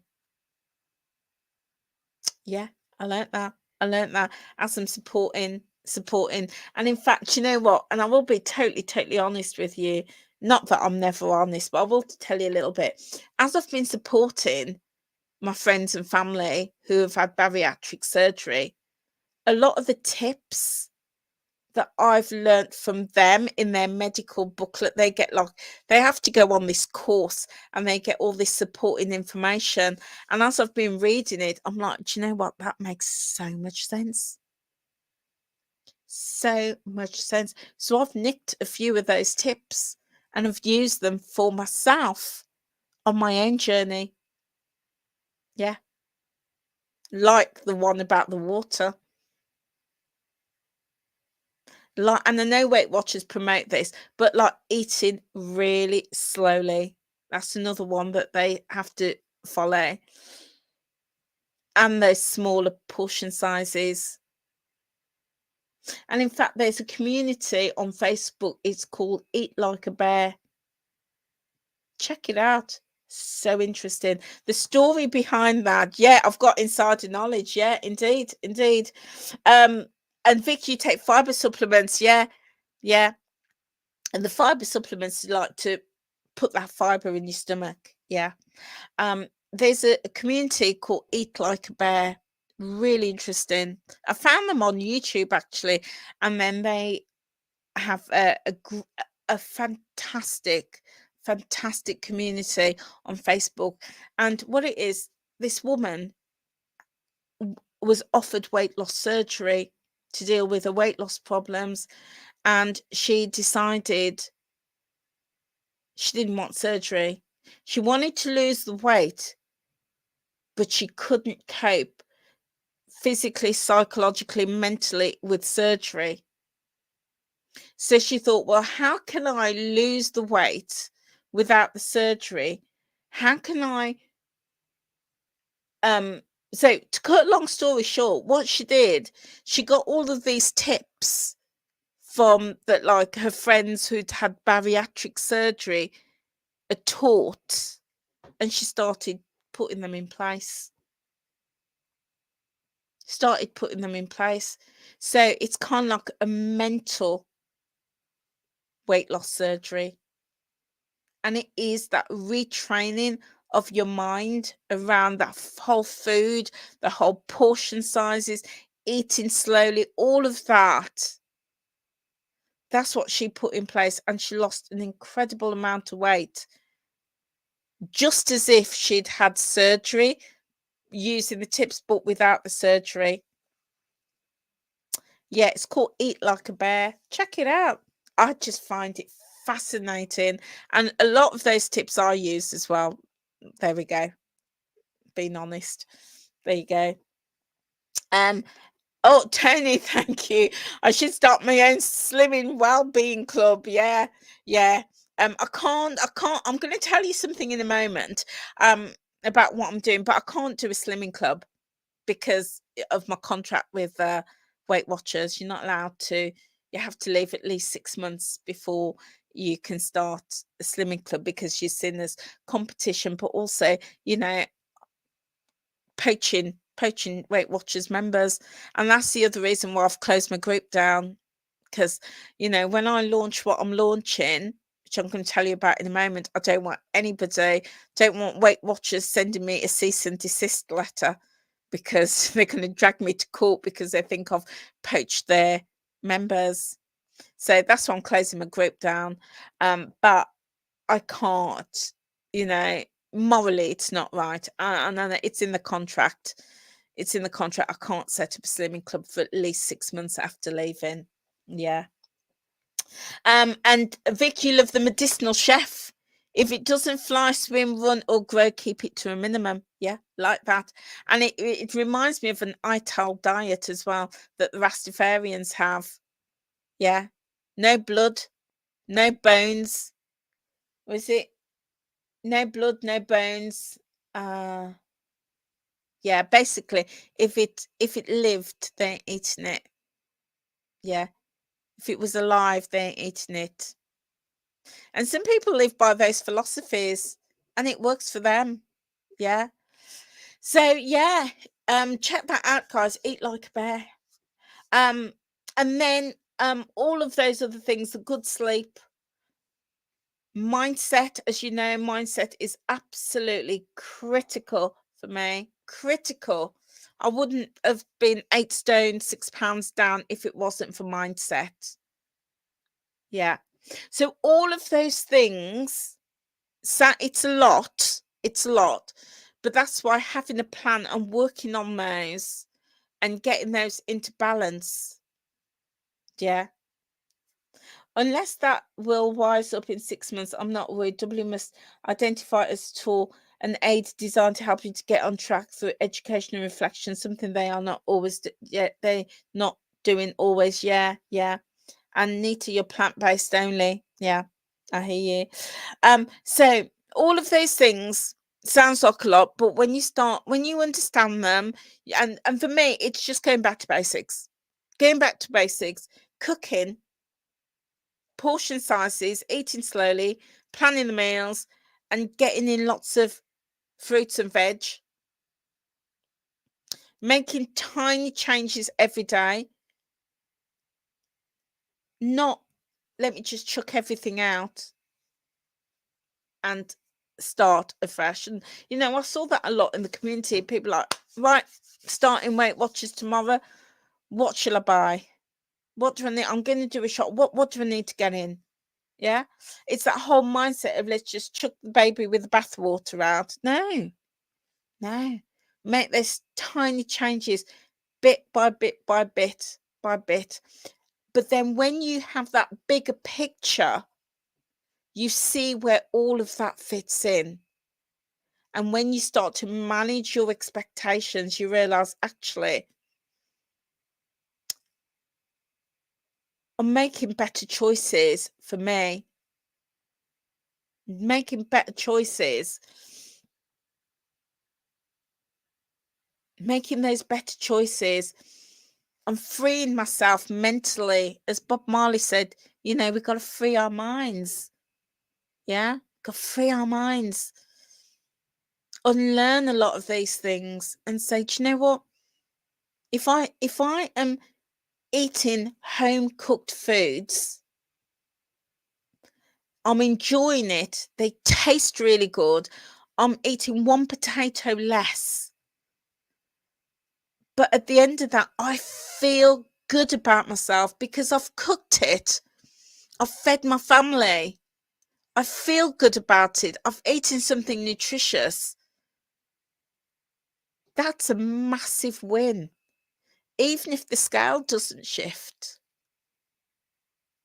But you know that when you do that over time, you're building some activity, you're sleeping well, you're doing all those good, positive things, it's going to shift. It will shift. Yeah, it will shift. But we're doing it, we're focusing on living our lives, living the real life, enjoying our lives. And making good choices, the best choices possible without the worry and the stress. And let me tell you, when I stopped tracking and I started doing what I've just shared with you, no stress, no stress, absolutely free, freed my mind, I was happier, didn't have the guilt or the shame. I wasn't like, oh, I want this, but I shouldn't really have it. I was like, have it. I'm going to have it and I'm going to enjoy it, because that's not what my life is about. My life isn't about restriction. My life isn't about, no, I'm not going to have it. My life is about, yes, I want it. I'm going to have it. I've satisfied that need. I'm moving on tomorrow. I told you about my scenario with the biscuits the other week. Yeah. And I was like, and shoving them in. Yeah. Dealt with that now. That's over and done with. I haven't got a crumb in my desk. I haven't got a crumb at home, crumb biscuit. Dealt with that. Moved on from that. Yeah, Vic. Yeah, it's your sister's birthday today. Oh, I'm sending you loads of love, my lovely. And you sitting thinking, why am you wasting your life stressing about your belly? And I hear you. And I'd say shift that focus. And think about, what can I do to improve my health and to live my best life? Because when we're living our best life and we feel good about ourselves and we feel happy and we're living without the stress and the guilt, we make good choices. Yeah? We want to make good choices. It's just shifting it. Whereas if we're just focused on the weight and the numbers, then everything becomes, it's focused around that. And that's when we can become paralyzed, because we're just like, oh, I can't eat this, I can't eat that. I've got to do this. I've got to get in the gym. I've got to go for that run. I've got to do this. And the motive for doing it is now different. Whereas we're thinking, do you know what? I'm living my best life. And I'm going to like today, it was freezing cold. It was wet. We'd had that hailstorm, but I'd had my lunch. I'd had my chicken pesto salad, and I was feeling good about myself. Put my coat on, and I'm like, shoulders are going. And I just went for my walk. Got back. I felt amazing, living my best life. I wanted to have that chicken pesto. I walked right past the Greggs with their cakes and their, all that good stuff. Walked past B&M. I even went into Poundland because I bought my mug from Poundland. Yeah. Wasn't even tempted to go into the aisle to get any toffees or anything like that because I'm living my best life, feeling good. So, focus on feeling good about yourself, and the rest follows. When you put all of those other things in place, you like the mug showy. It's £2 from Poundland, and it's textured. It's absolutely beautiful. I know it looks designer, looks really designer. So all of those things, but amongst all of that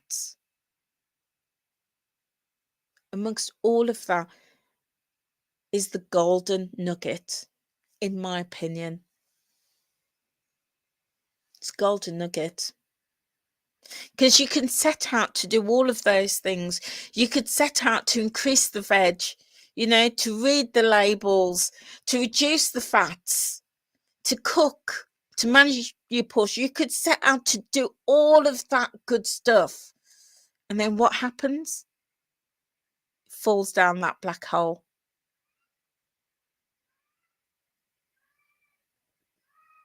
She's off again.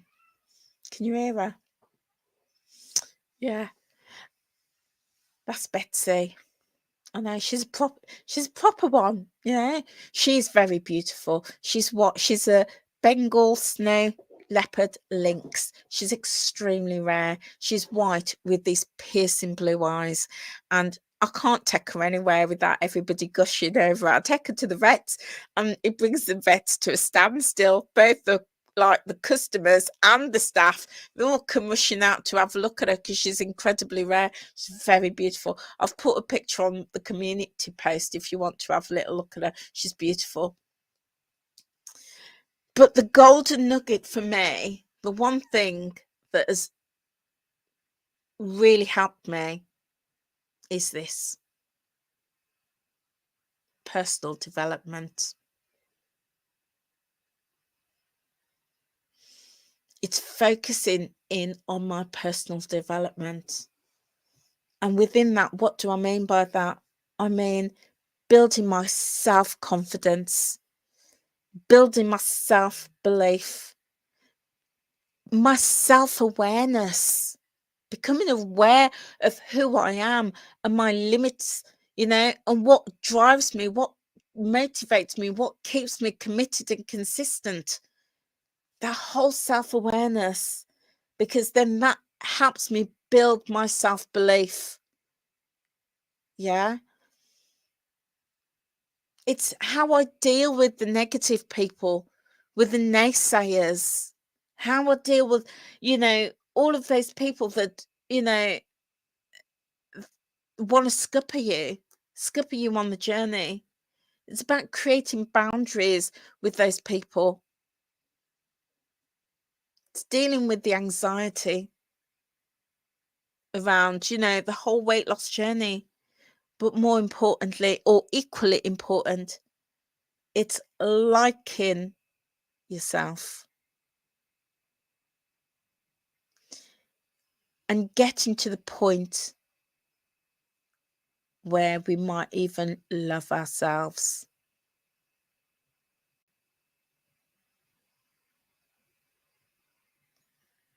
And I personally think that the whole self-development is missing in the weight loss industry.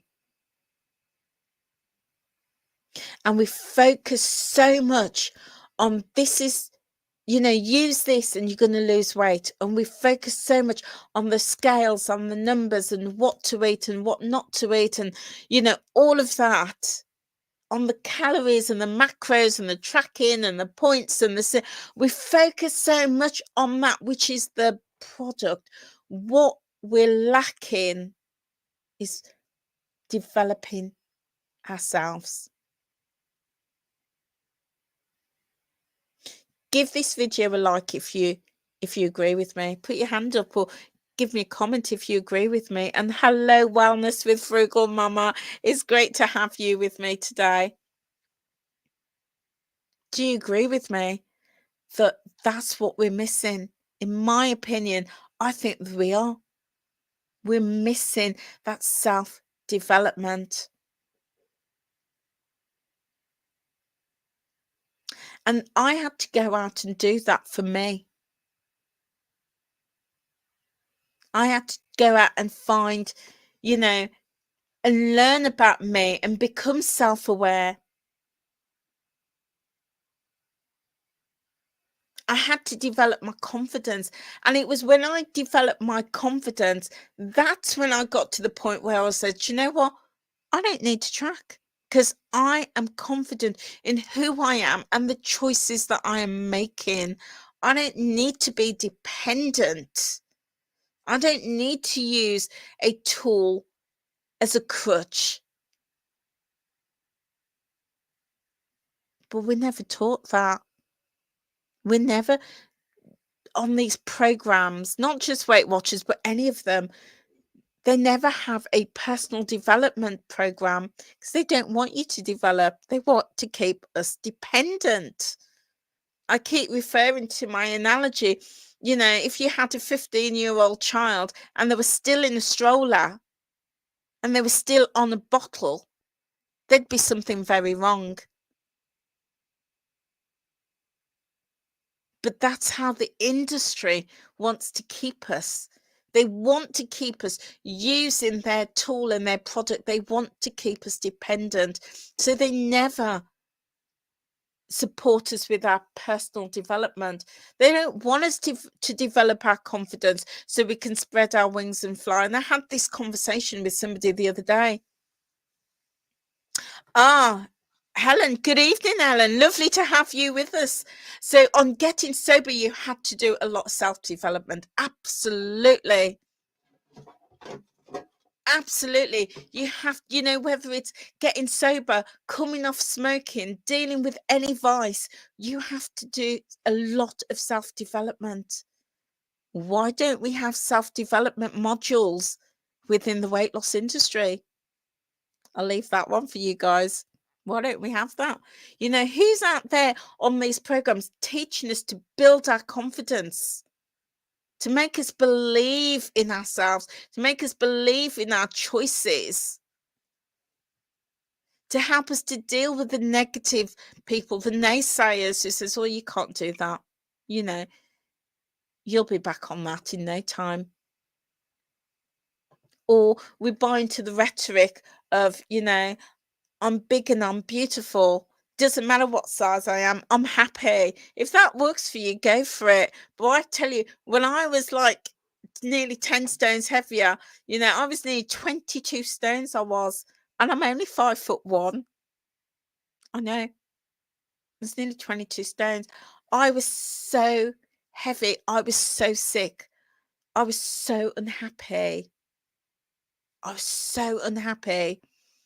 So the concept of, oh, I'm big and I'm beautiful, I didn't feel like that. I had very little self-awareness and self-confidence. And I really believe that that is lacking. I didn't like myself, never mind love myself. But there was no program within that to help me to do that.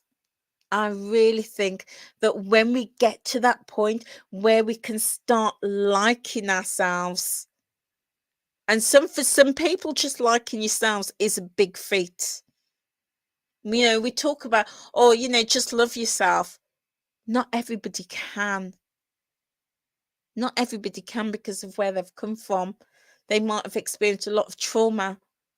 Not everybody can love themselves.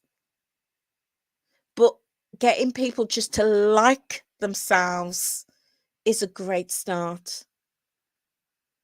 To deal with the anxiety and learning those tools, how to deal with anxiety around food, around the weight loss journey, how we can create those boundaries.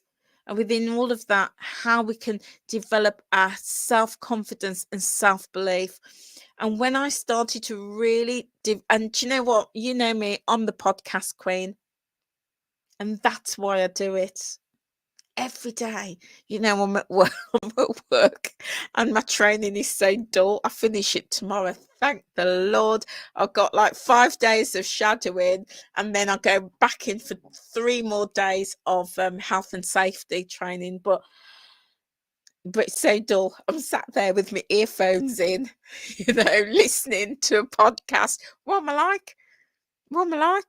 I'm cooking, I'm cleaning. Yeah, I'm in the bath. I'm getting dressed, get up in the morning, got my earpods in, I'm listening to a podcast. And I always self-development. Self-development has been absolutely crucial on my weight loss journey. We don't see enough talk about personal development or mental health on the weight loss journey. Let me just add that in. And so I can see so many of you agree with me. And Vicky, you agree, like you said last week, if I don't love myself as I am now, being skinny as a bird won't make a difference. Exactly. Exactly. And so many people say, I'm going to really love myself when I get to my goal weight, and they get to their goal weight, they lose all the weight, and then look in the mirror and they still don't like who they are. Still don't like who they are. But it's something we have to continually work on every day, working at it, chipping at it, building our confidence, developing our self-awareness, building our self-belief, building our confidence. So yeah, there's a lot in there. And whilst and Helen, you love to listen to a podcast. Yeah, I listen. Oh my goodness, today on the way home I was listening to FBI case files. I love that. I think I've listened to all 300 episodes. Oh, because I don't always listen to stuff in the health and wellness field. I do, but not always. I listen to, me, I love FBI files. I love true crime. I love cult religion as well.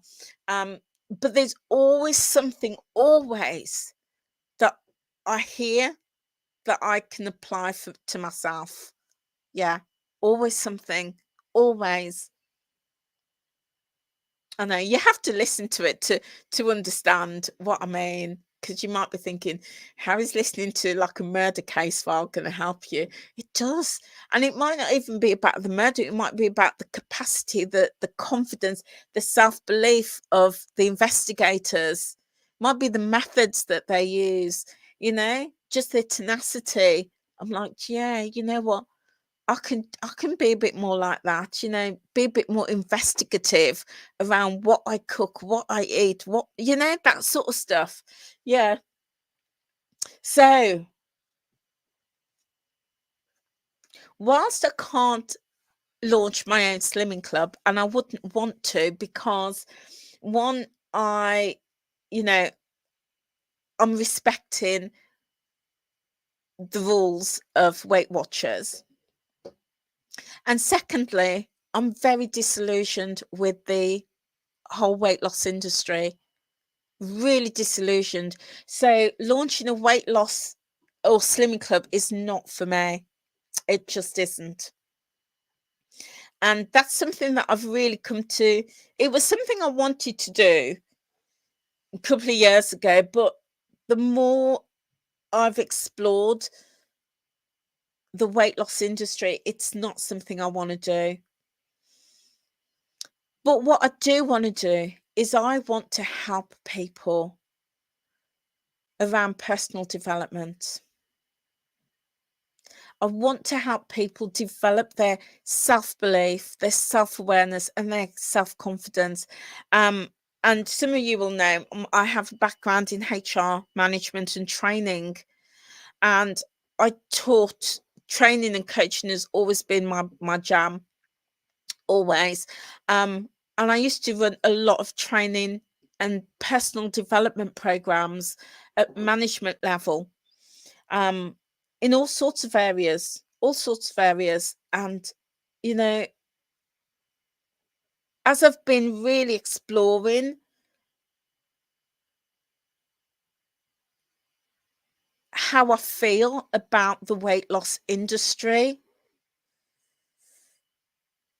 I've really been examining them, and I'm like, they're, for me, they're pretty much a muchness. And I said yesterday, and I said in my last couple of lives, that in my opinion,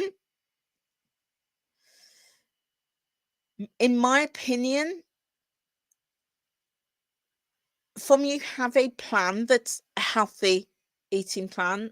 That's why when people say about Slimming World, I'm like, I haven't got a problem with Slimming World, because it's a healthy eating plan. Yeah.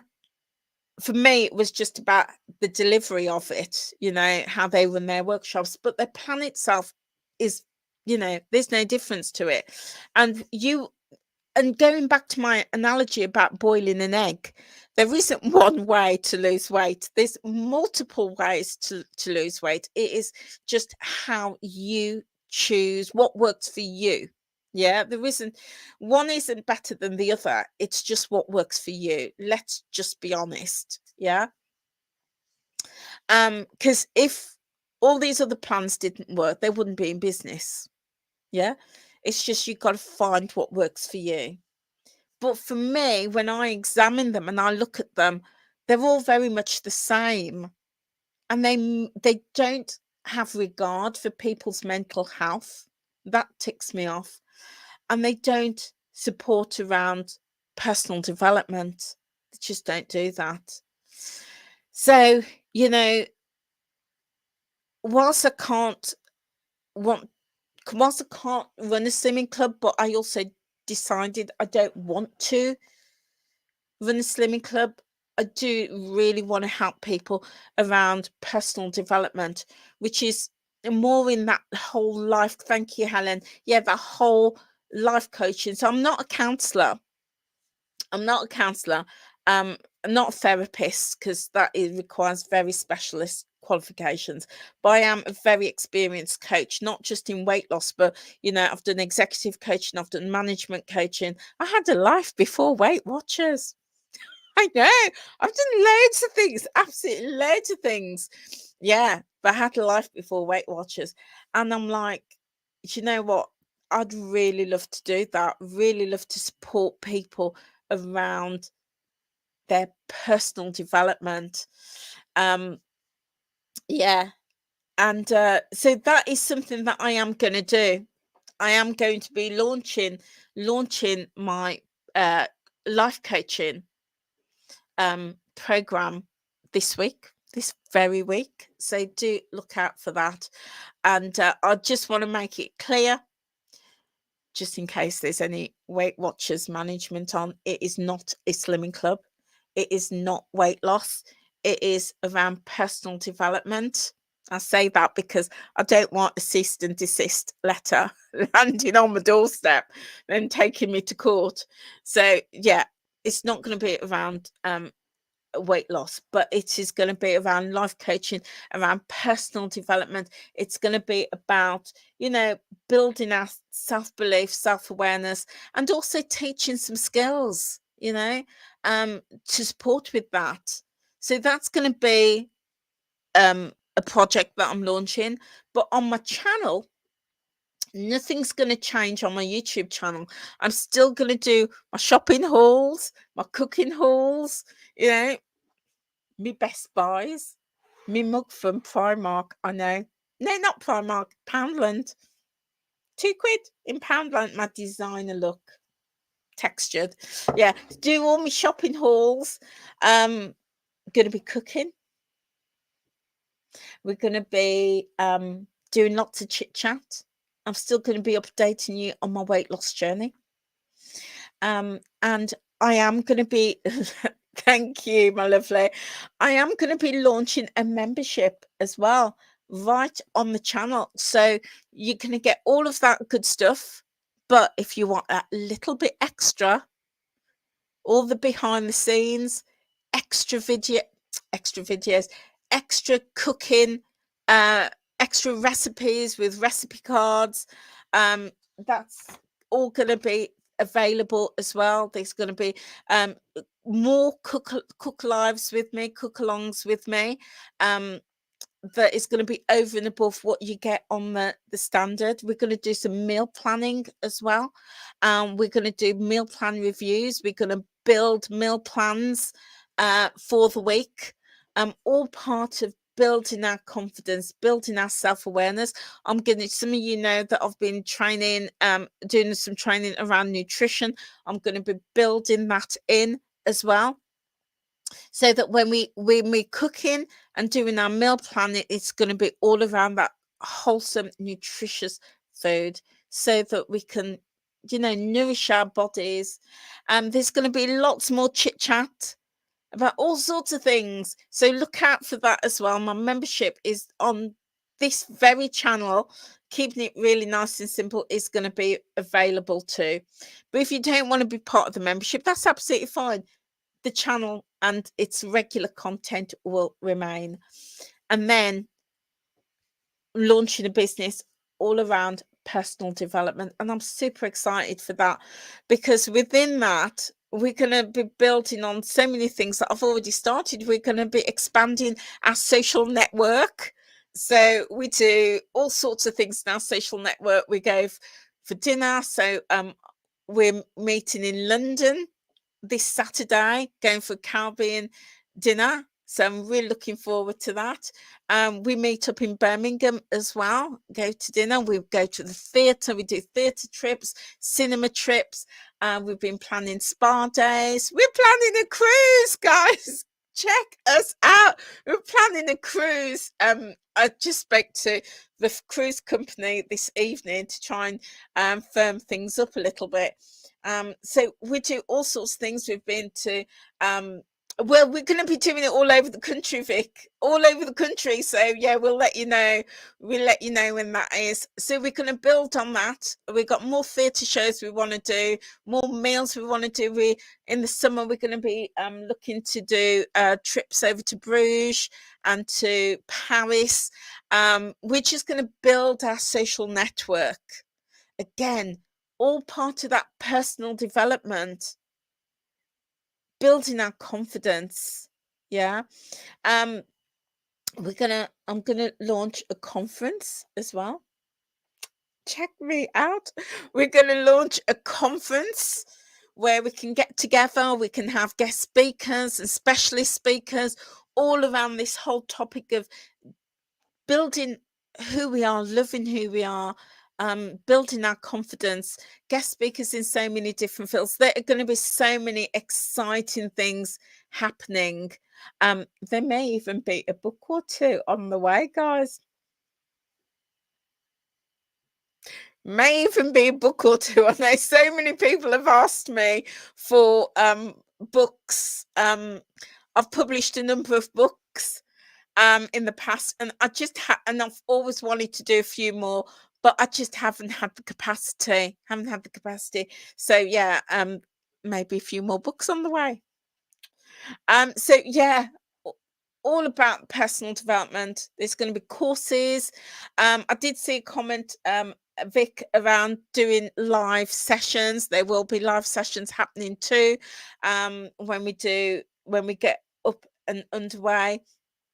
There's going to be lots happening under my personal development, life coaching banner. Yeah, absolutely loads.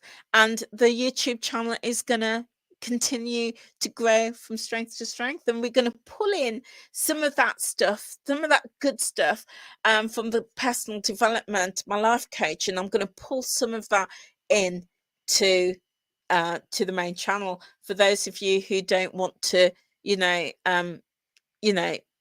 be part of the membership. Yeah, indeed, living out my best life. Thank you, Diana.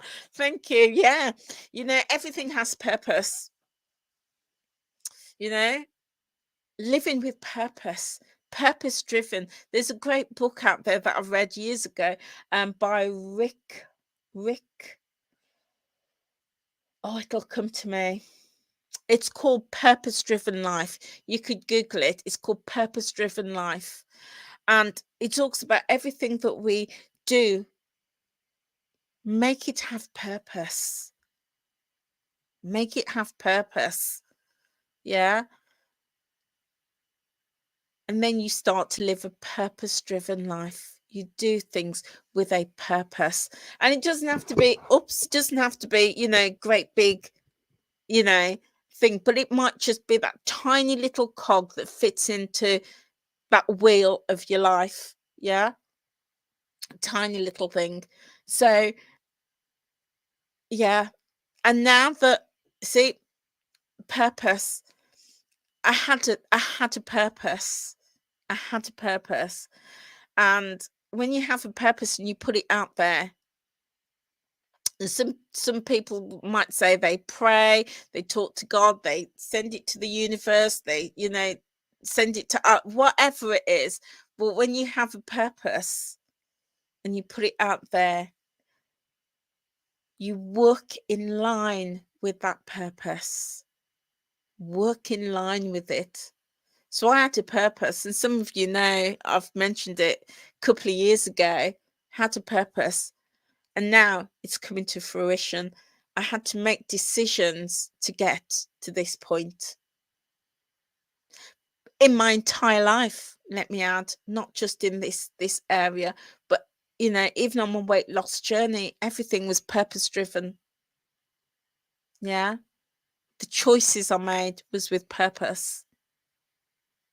Whether I was going to eat that slice of cake, there was a purpose. Yeah. But, and again, it wasn't about, I'm not going to have it because I'm going to not going to lose weight. No, it was, I'm going to have it. I'm going to thoroughly enjoy it because it's going to satisfy a need. It's going to make me feel good. And I'm drawing that line. I'm moving on. Purpose. It'd be against my purpose if I wanted it and say, no, I'm not going to have it. If I was restricted, that works against my purpose. It might sound odd, but it for me, it does. Yeah. Where the purpose is, I'm having it, drawing that line, I can move forward. Yeah. Its need is satisfied. Yeah. Choices that I made about my day job, making decisions around that was with purpose. I knew where I was. I knew where I wanted to go with that. Knew where I wanted to go. I had to make the decisions to get to this point. Even the job that, I decided to take on, the training that I decided to take on, all with purpose. Nothing in life we do is wasted. Something I learnt years ago. I learnt that from my brother. Nothing in life we do is wasted. It has purpose. Even like, when you look back at things you've done years and years ago, has a purpose. Purpose driven. Yeah. Oh, well, I've got it. Oh my goodness, I've been on for 2 hours. Oh my days. Oh my days. So guys, there we go. Rick Warren, that's it, Sherry. Rick Warren. I knew somebody would know. Yeah, the purpose-driven life. Check that out, guys. Yeah, everything for a reason in its season. Exactly. Oh, brilliant. Oh, I'm so glad you feel inspired again, Vic. That is wonderful. So, guys, I'm going to end it here. Thank you so much for being with me. I know some of you have been with me I joined from, the whole 2 hours. Thank you so much for being with me. Thank you so much for your continued support. I really, really appreciate it. And thank you for supporting this channel and supporting me. Yeah. And if you are loving the content and want to see more, then when this video is posted, give it a thumbs up. Give it a thumbs up. do check it out. And if you're not subscribed, then hit that subscribe button and the notification bell, and that way as soon as I go live, you will get a notification.